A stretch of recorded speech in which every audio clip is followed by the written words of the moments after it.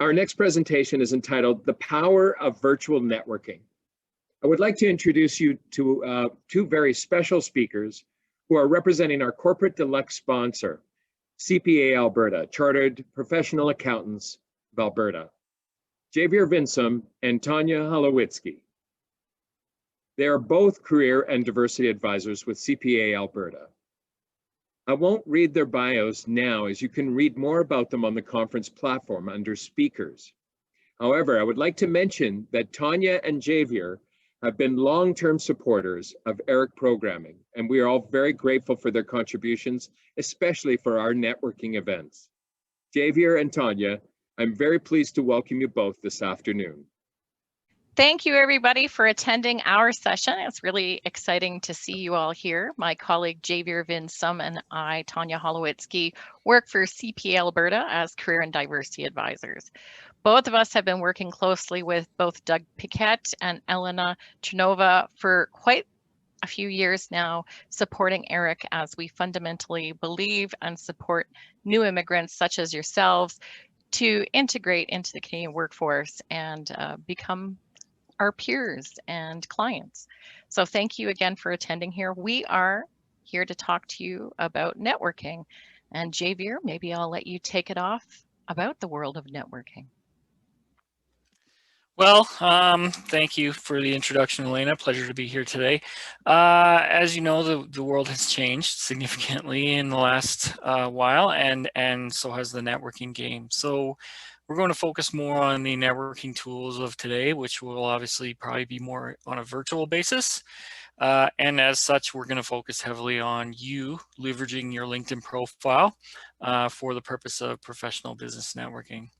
So, you know, as you can see, events are still part of it, but until we're really back to a situation where we can comfortably attend in-person events, you'll have to kind of gear your networking more to a virtual setting. That said, a lot of things still apply. So obviously part of your network, you know, you could consider it bubbles or different groups with some potential overlap. Let's start with your friends and family first. This is still in your comfort bubble, I would say, for almost everyone.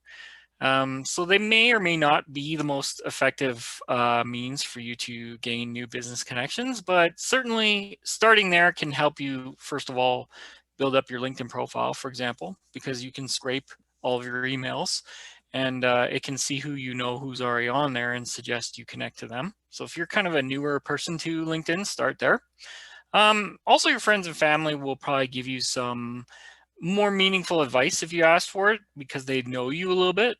Oftentimes they're open to being someone you could vent to in terms of frustration if you're not currently enjoying your networking. As well, they may point out some things to you if they see you doing something online that they think maybe you should tone that down or what have you. Tonya and I can give you some examples of some do's and don'ts. Mentors, sponsors, mentees. So obviously ERIC in part provides you with potential for mentoring, and we feel that's very important. We also run a mentorship program within CPA, and mentors can be very, very useful in terms of not only giving you meaningful advice on how, where, and when you should network, but building up a relationship with them.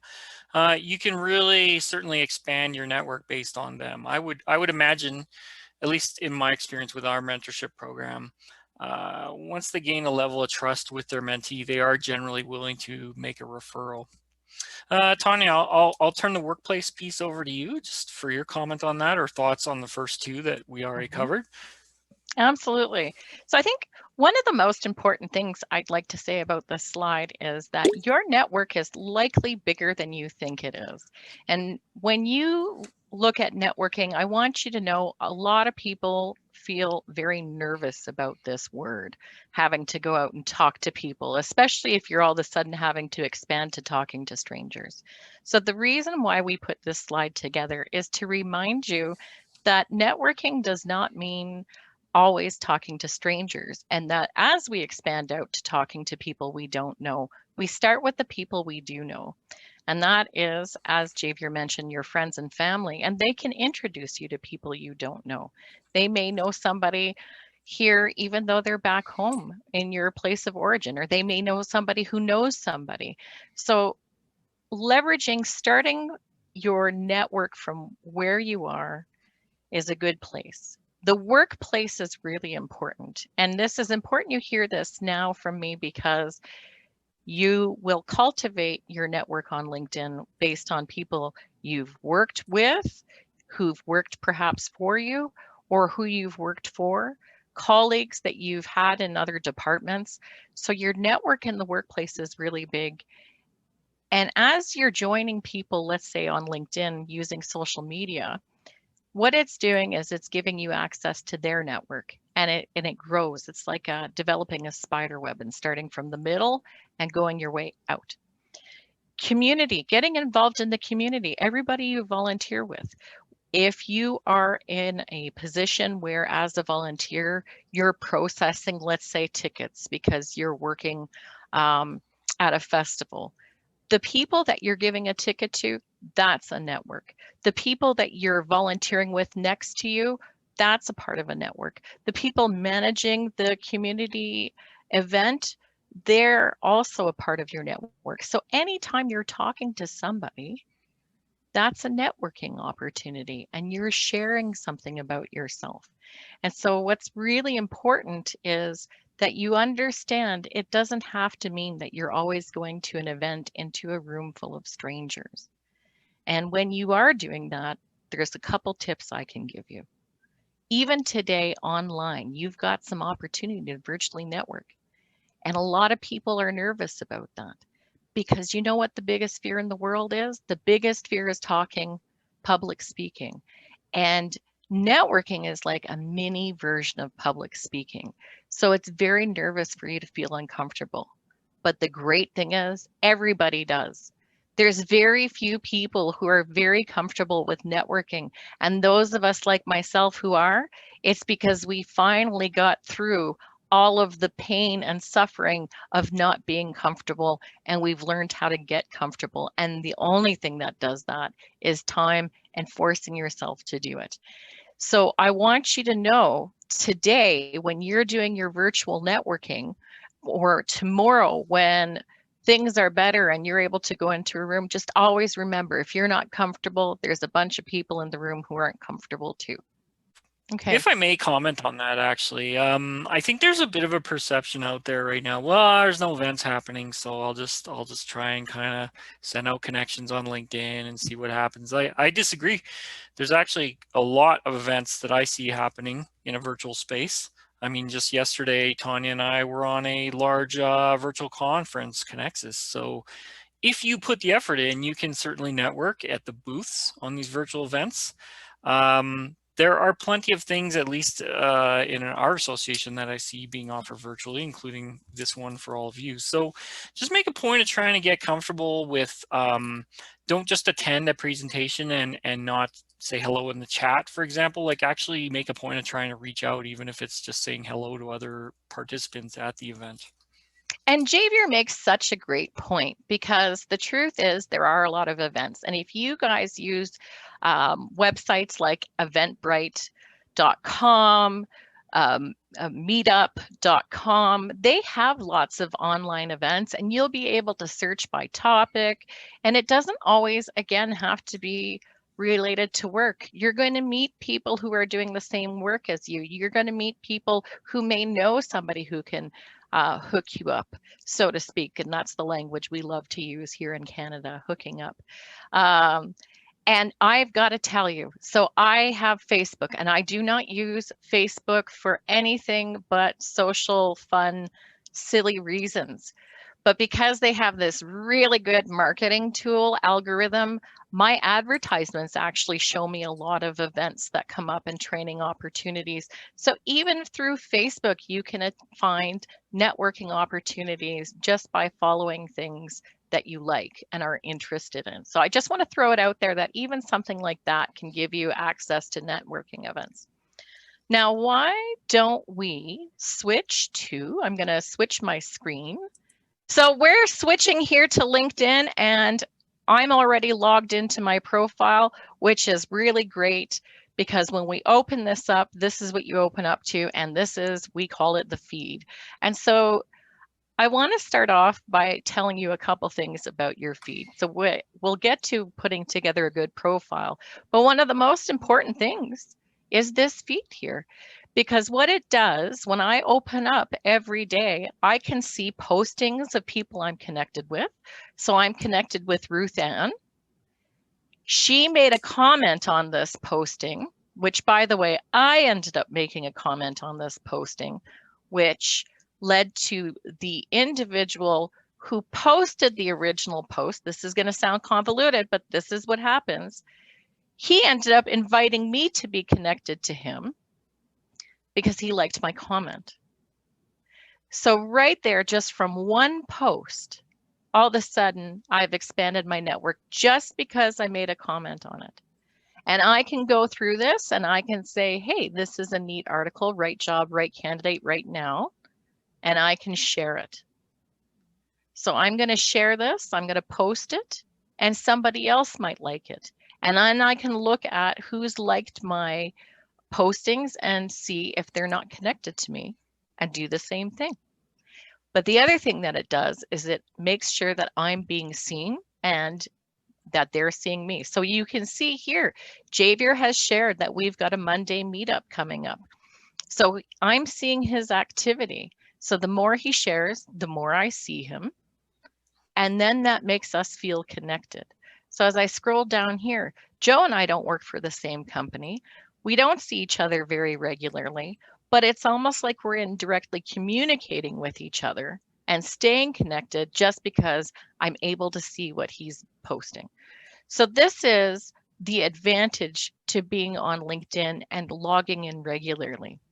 But in order to make this part valuable, we need to make sure that this part is valuable and put together in a way that's very meaningful so that people want to be connected with you, they want to follow you, and that you are making sure you're adding value to them. So one of the first things, and Javier will jump in on this very passionately shortly, that we like to see is we like to see a professional photo. Even if you want to have a little bit of personality, I know that Javier always tells me this is a wonderfully cheeky photo of myself, but I'm a wonderfully cheeky person. So it reflects my personality. So when you're going to work with me on Zoom or you're going to work with me in person, you're going to get the zest of that photo. Now, if I was a very serious person and you saw that photo, I would be a great disappointment to you. So you need to make sure that this photo accurately reflects who you are. So not only does it show my personality, but it also shows my updated haircut. And why does that matter? Because when you see me, you don't want to go, oh my God, who is that? So you want to make sure that your picture is not you of 10 years ago. You want to make sure that if I was in a crowd, you could pick me out by my LinkedIn photo. And you want to make sure it's comparable to the image that other people have in your profession. And the other thing is to have a banner that, again, resonates. Now, my tagline here is I empower Alberta CPAs to design and innovate their careers. So I feel that the color pencils reflect that concept of design and innovate and creativity. The other thing is my title is a career and diversity advisor. So the colors also reflect that concept of diversity. That's how I chose mine. Now let's look at Javier's. And then Javier, I'm going to let you talk about this top part as well, Sure. and how you feel about taglines. I think the word I used for your photo was sassy, but I'm not sure you like that. So cheeky it is. I'm opted for a bit of a different approach than Tonya. This was actually a workplace photo. They were kind enough to bring in a photographer and do photos of us. As Tonya says, please, please, please do a professional heads up, sort of shoulder show you a bit of your torso. If your photo's like zoomed right in on your face, it's completely unnatural that that would be your profile photo. We're not going to get too into the whole building your profile, because that could be a whole session upon itself. What we'll do is just gives you some high level overview of what people are going to think when they first land on your profile and see this, and then get into, okay, how can, assuming you have 100% completed profile, how can you then start to leverage this into your networking? So I've opted just for a simple banner photo of the city of Calgary. Proud Calgarian. Sorry, I know you're all in Edmonton. Go Flames. But I've also opted for a simpler headline approach. I don't really have a value statement or a brand statement in there. I'm just opting for my current job title and then skills. But I think from anyone looking at this, who's a third party, they instantly get an understanding of what I'm bringing to the table as far as expertise. And either approach is okay. So long as you look professional and people understand when they look at your profile, they get a high level concept or idea of what you do. That's the objective here. The headline too gives me information. So if you say that you're working for a company here in Canada and your location, you haven't bothered to update it yet, and you still have the location of your home and native land, the challenge is I can assume that it is a fake profile and automatically not accept you. The other thing is making sure that your location is updated, because I could sit there and say, well, if this person's not located in Edmonton, why do I want to connect with them? And it'll be important for you to think about that too. When you have your information that's relevant to what you do professionally. So just because you're not working as an accountant right now or an engineer right now doesn't mean that all of a sudden you stopped being an engineer. So have who you are and what you do somewhere in here so that we know why we're connecting. But if you're not in the same field as me, I might wonder, why are we connecting? What's the point? So you need to make sure that point and purpose is very clear. So all of these things are really important. The next thing that we look at when we're looking at, is this a real connection, is the number of mutual connections we have. And I pay close attention to that, but that doesn't, just because Javier and I have 384 mutual connections, that doesn't necessarily make him a real profile, because some people might absent-mindedly just accept things. So I'll pay attention to who, and then I'll look at the about, and I will take a look and see if the about makes sense. Again, does it connect? I look at the spelling. I look at how much effort was put into putting there, because again, if it's a fake profile, they're usually not putting a lot of effort into the about section. So again, it's important that you do that for your own reputation building, also so that you don't come across as a fake profile. The activity is really important in terms of what we're looking at to see if it's a real profile. And also this tells me what he's interested in. And that tells you something about how to approach this person. Having the experience, checking somebody's experience tells you a little bit about them.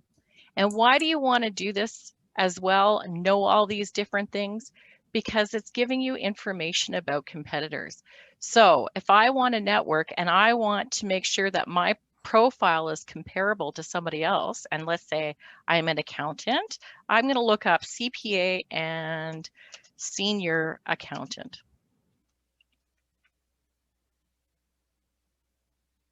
And I can see here that these people come up, and then I can look at their profiles and see how they present. And I can make sure that I'm comparable to them. But I can also reach out to them and ask them to connect with me, and I can personalize the invitation. So I'm actually going to add a note, and I'm just going to say, I'm going to be honest with him. Hi, Prashan. I am connecting with you because I'm training.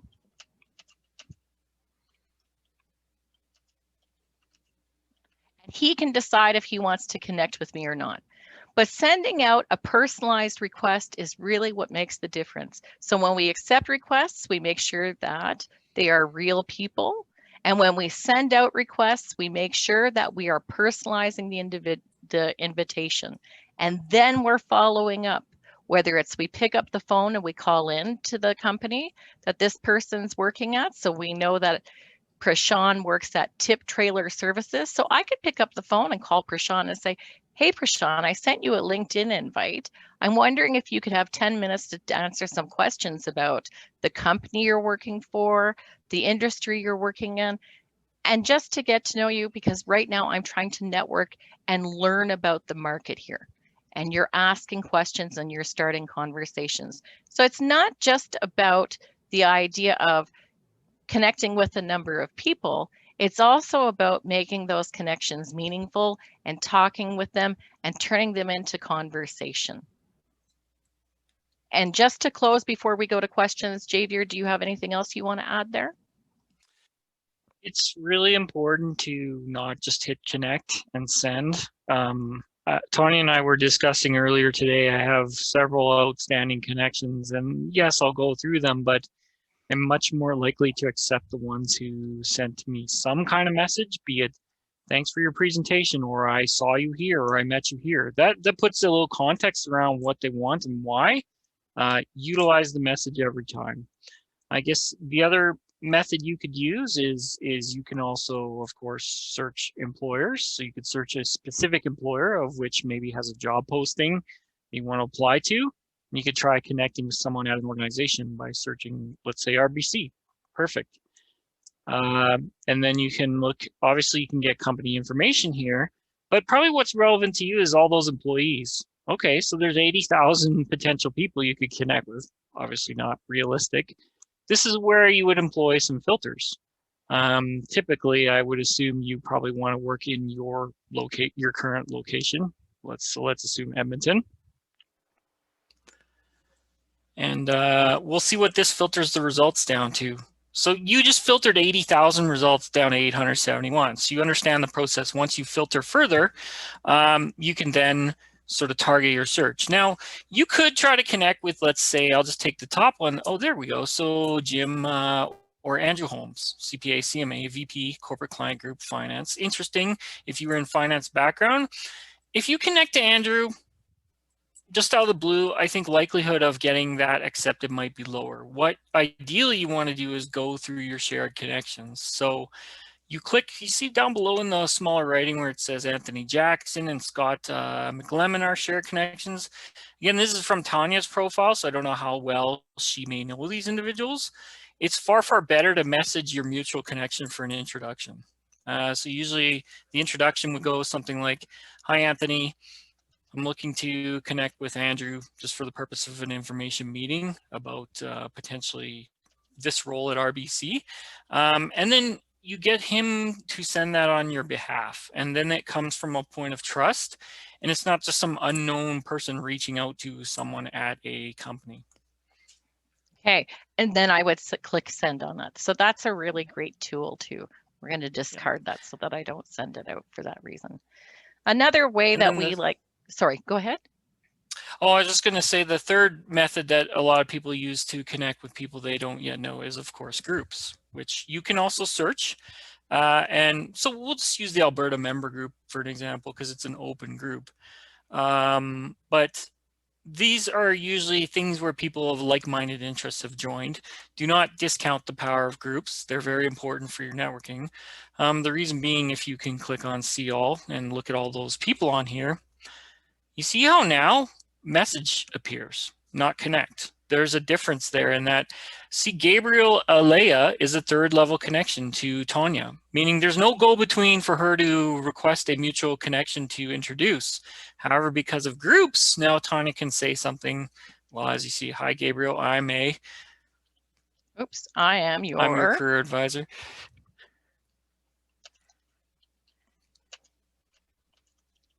Help contact So as she's typing that, Yeah, exactly. So now you can utilize up to 15 of these group messages per month across all of your groups, not per group. Remember, you only get 15 of these messages per month. So be selective about them, but that's still 15 more reach outs and points of contact you can use to either make a connection, request an information meeting, or request something else. Ideally, what you can also do is search members, and you don't necessarily have to message them directly. If you're already a first level connection to, say, Juliet, right there at the top, don't burn one of your group messages. Just look at Juliet's profile directly and message her directly. And I don't think there's a limit on that type of messaging per month. No, that's correct. Excellent. Well, I think that that's giving you all some really good ideas about how to use LinkedIn to network, considering that it's COVID time. So remember, you can network through groups, you can network through your activity, you can also network through asking for referrals and comments on postings. So based on all of that, and also having given you some tips on how to make sure your networking is safely, why don't we go to questions now?